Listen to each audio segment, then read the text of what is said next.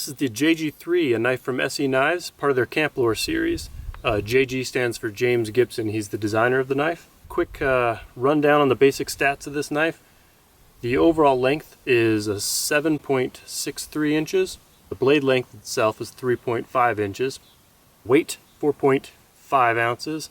It's a flat grind, and this is a 1095 high carbon steel blade, treated with a black oxide finish, but the spine is uncoated and there is a 90-degree spine on there.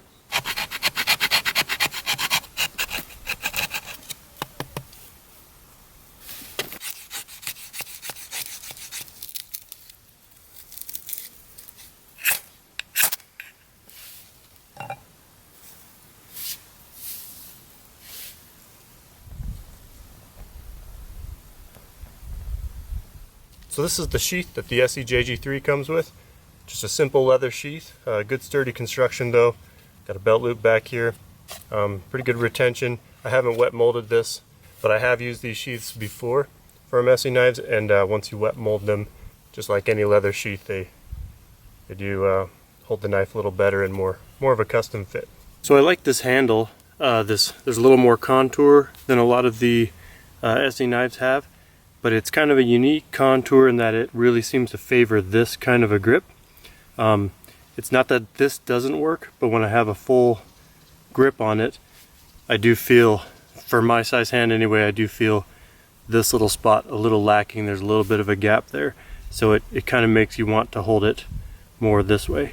Now the knife is actually designed well to cater towards that grip, and so it is good, which that kind of a grip is good for, you know, any kind of food prepping, skinning, dressing animals, things like that.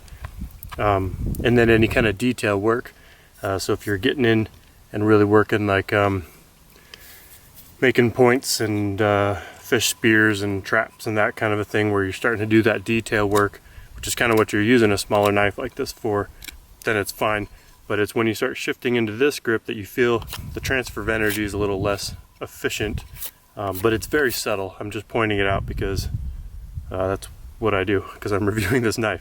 And again, this is a smaller knife, and so its purpose isn't to do that huge work. And so having a little bit of compromise there isn't too bad, considering that you have such good control when you're doing what this knife is designed for, and that's those smaller, more detailed tasks. Another detail that I like about the JG3, even though it's a smaller knife and it's kind of designed around doing those smaller tasks, it still has a little extra strength here.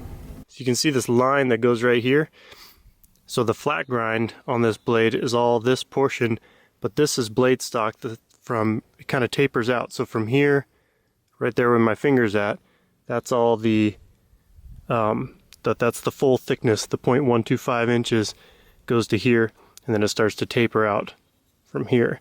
Now what that does is it gives the blade just a little extra strength while still allowing it to have a nice flat grind that can slice and dice and all that good stuff. Just a small subtle feature in there, but it's something that I appreciate in this, because you can get away with a narrow, slender blade but still have a good sturdy knife for some of those heavier tasks.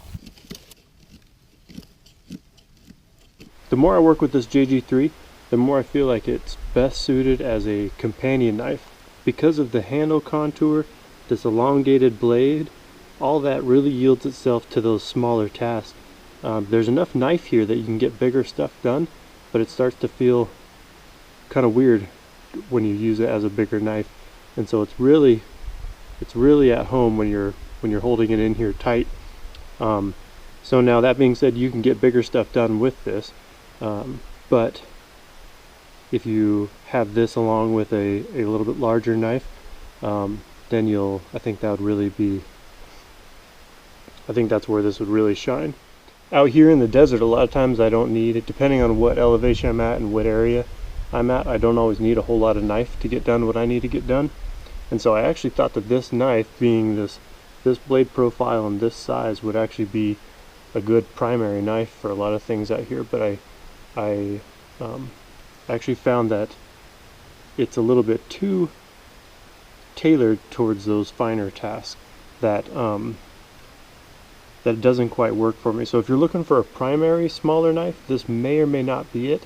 And I kind of hesitate to say that because that's kind of getting into my personal approach to how I do things, because this could vary depending on how you roll. This could very well cover everything that you need to do. It's going to get done a lot of the things around camp, and especially when you're crafting smaller items, this thing's going to be great because it lets you get in there and lock in and really work comfortably from that position.